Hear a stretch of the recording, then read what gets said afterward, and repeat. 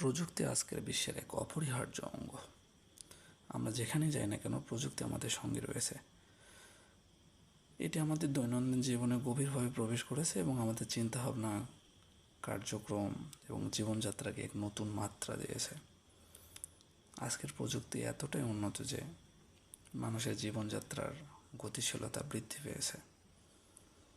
Internet, smartphone, artificial intelligence বা AI, cloud computing এসবের মাধ্যমে আমরা একে অপরের সঙ্গে যুক্ত হতে পারি, কাজ করতে পারি এবং তথ্য আদান প্রদান করতে পারি।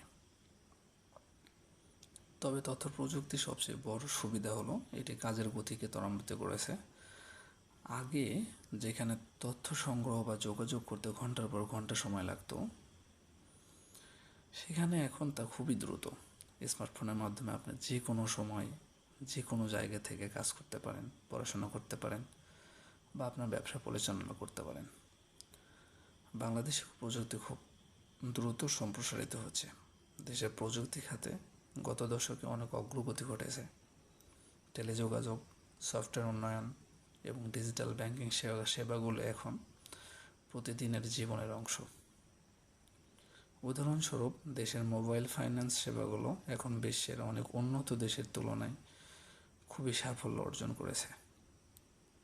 তবে প্রযুক্তি ব্যবহারে শুধু সুবিধাই নয়, কিছু চ্যালেঞ্জিং সৃষ্টি করেছে, যেমন সাইবার সিকিউরিটি বা অনলাইনের নিরাপত্তা হুমকি, ডিজিটাল বৈষম্য এবং প্রযুক্তি নির্ভরতার অতিরিক্ত চাপ।